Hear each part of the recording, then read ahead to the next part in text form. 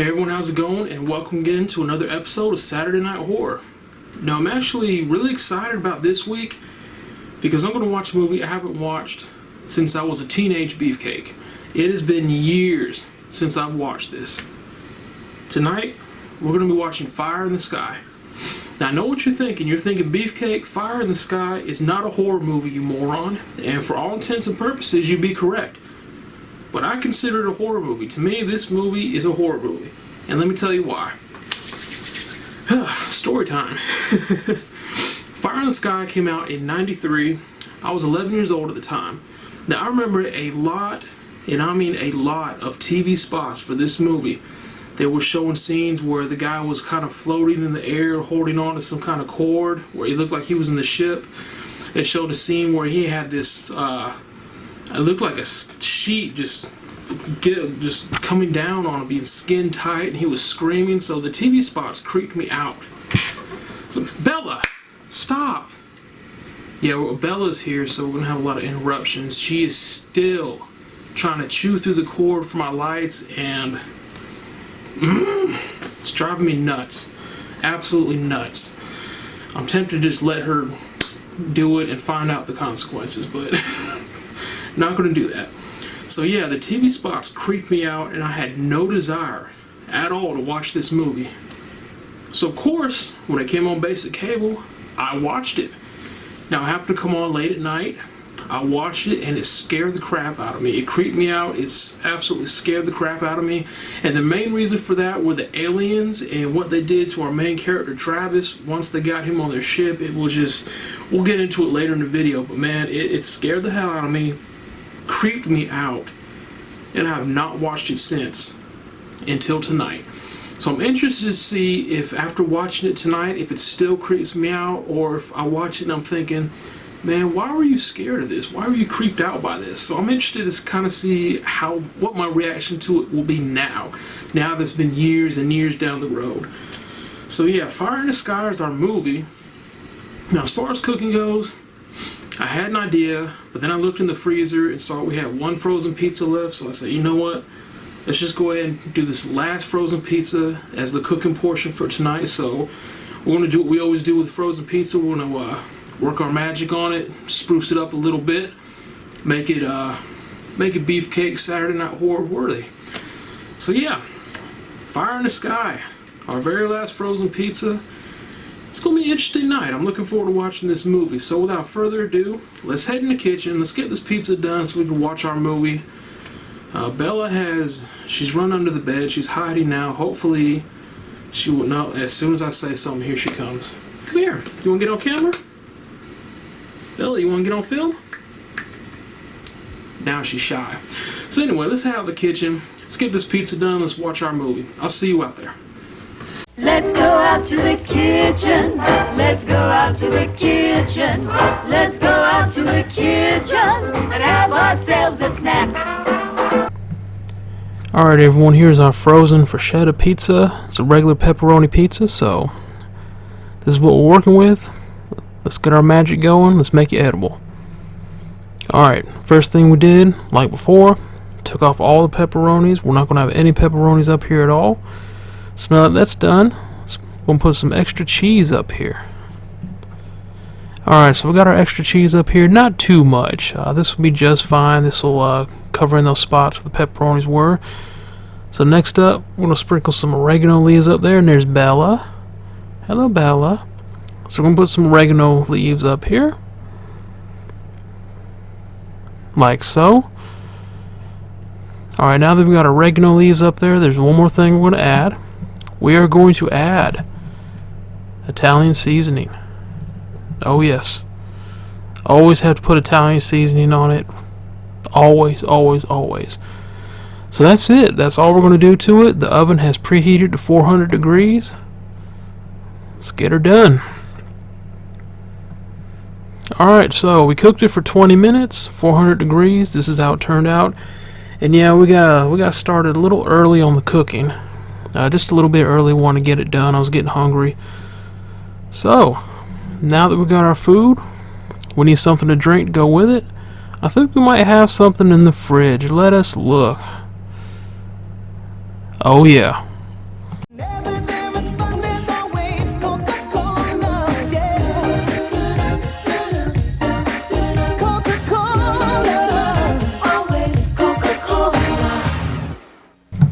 Alright, so we got our Coke. We're going to get a pizza cutter, cut this up, get a few slices, and we'll eat.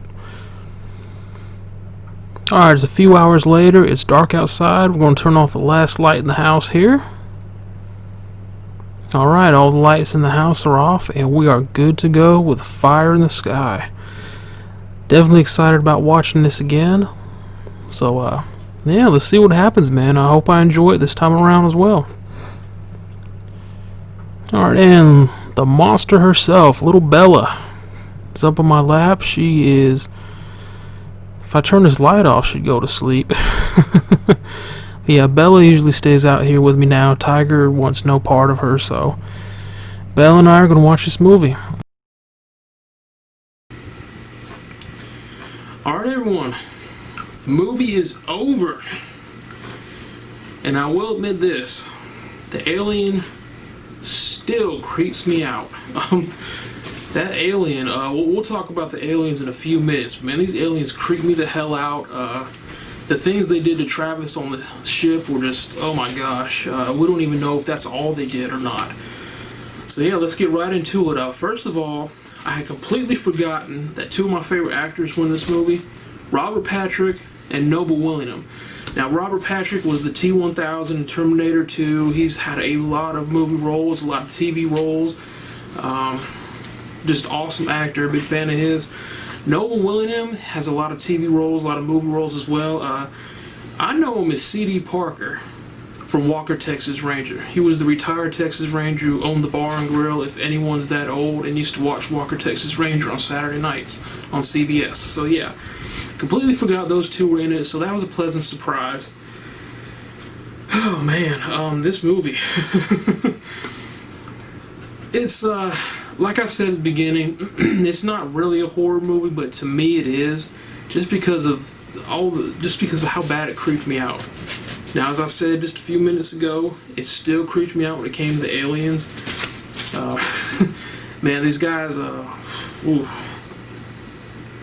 they're driving home from doing a job, and they see the sky is lit up red. They keep driving, and all of a sudden they slam on the brakes. They see a UFO, just a saucer, right there in the sky. So of course, one of these geniuses, Travis, decides to get out of the truck and go walk around right under it, and of course he gets abducted. So yeah, not a smart move, Travis. So of course, the other guys go back to town. They tell the sheriff and an investigator what happened. Of course, no one believes them. The whole town turns on these guys. They think they've killed Travis, and now they're making up some cornball UFO story. Travis comes back 5 days later. He's been on the UFO for 5 days, and the cool thing about this movie is Travis sees different things or hears different things, and it kind of triggers his memory as to what happened on the ship, because when he first comes back, he doesn't remember any of it, but he sees and hears little things that just trigger him. And when he starts remembering what happened on the ship, we get to see it as well, and I felt bad for old Travis, man. He was deeply traumatized, and after seeing what happened, I can understand why. Man, this was just, ooh. That's all the talking points I wrote down. We're going to wing it from here. The aliens. The aliens in this movie are creepy as hell. Now, I know you got different movies where the aliens are like 8 feet tall. They got fangs. They got claws. They're real intimidating looking.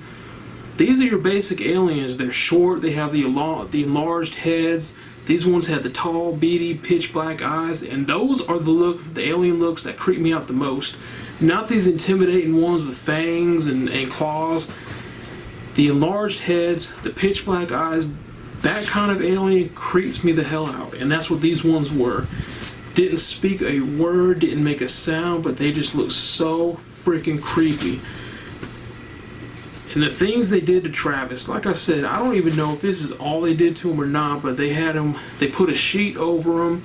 I don't know what it was, came down from the ceiling of the room they were in, and the sheet started tightening, coming down on Travis to where it was skin tight. He started screaming like they showed at the TV trailers, or TV spots. Man, they put tubes down his throat, they put some kind of goop down his throat, they held his eyeball open with a clamp, they put a needle in his eye. And like I said, they might have done more. They just didn't show. But yeah. So all these years later, those aliens still creep me the hell out. The experiment scene, you might as well call it torture, because they tortured the poor guy. That still creeped me out. The rest of the movie was fine. It's just when they show the aliens, it's so well done, it creeps me out. And like I said, that look, that classic, hey, leave the cords alone. Stop. She is a troublemaker, man. But yeah, the classic alien look creeps me out. There's nothing like it at all. I don't know what it is about the large heads and the pitch black eyes that gets to me, but it does. That it just makes it sound those aliens are not nice. They're up. It just creeped me out. The acting in this movie was awesome. Like I said, Robert Patrick, Noah Willingham, and everyone in the cast was just, the acting was great. Don't you dare touch that light. Don't you do it. Come here. Come here, little monster. Come here. Now she's going for the lights. But yeah, come on. Hey, Bella. You'll be my co-host. So yeah, the acting was great in this movie. She's not going to stay. A lot of this movie, towards the end, had to deal with kind of the emotional fallout of what happened. The four guys that witnessed Travis, get knocked down by the light of the UFO before he got abducted. They had to deal with seeing their friend in that situation. They had to deal with everyone thinking they were lying and killing him. Then when Travis comes back, the emotional fallout from reliving that traumatized experience. It was actually a really good movie. Like I said, just a bit creepy with the aliens, but a really good flick nonetheless. So yeah, I think that's going to do it for Fire in the Sky. Kind of rambled on and on here, but really good movie. Definitely check it out. The aliens, I'm 38 years old. Those aliens still creep me out. Yeah, awesome movie. And I want to say one more thing before we go, and in all honesty, it's a shame that I have to say this, but every once in a while we get someone that watches Saturday Night Horror that gets very upset and angry because I have a different opinion than they do about the movie. I don't know why it gets to them. I think it's absolutely pathetic and ridiculous, but we do. We have people that will get mad, give the video a thumbs down, leave a smart mouth comment. I've been told that I'm not a true horror fan because I liked a movie that this person did not. I've been told I don't know what I'm talking about because I hated a movie that someone else liked. It's not that serious. As far as the thumbs down goes, I could not care less about that. That means nothing to me. But it's a shame when adults get so upset because you either like a movie they don't, or you don't like a movie they do. It's not that serious, folks. And it's none of our regular viewers. It's every once in a while you have someone that maybe watches it for the first time and they get so angry or offended. It's laughable. So, to a disclaimer, these are just my opinions. I'm not telling you have to agree with me. I'm not telling you have to disagree with me. This is what I thought. If you agree, awesome. If you don't, awesome. Don't get upset. It's not that serious. You will live. You will survive. I promise you. It's called an opinion. Not everyone is going to agree with you. So yeah, now that we've got that out of the way, good Lord, like I said, it's a shame I even had to say that, but and it's adults mostly, which is, like I said, absolutely pathetic, but it is what it is, man. With the world today, whatever. So I hate to end this on a rant, but it is what it is. Fire in the Sky is in the books. Awesome movie. I'll definitely be watching it again. This time I won't wait, over 10 years to watch it. Definitely recommend it. So we are slowly closing in on 100 episodes. As of right now, I do not know what I'm going to do for episode 100. I don't even know what movie I'm going to do for episode 100. If I was smart, I would have saved my favorite, Jason Takes Manhattan, for episode 100. Excuse me, but I did not. So as of now, episode 100, I have no idea what I'm going to do, but I'm looking forward to it. So anyway, I've gone on long enough. I appreciate y'all watching. Hope you enjoyed this episode. Cannot wait to see who I piss off with my opinion. Cannot wait to see if someone gives me a thumbs down. I'm looking forward to it. But in all seriousness, guys, thank you for watching. I hope you enjoyed it. Y'all have an awesome weekend. Y'all have an awesome week. That cat is crazy, man. Y'all take care. I'll see you on the next episode.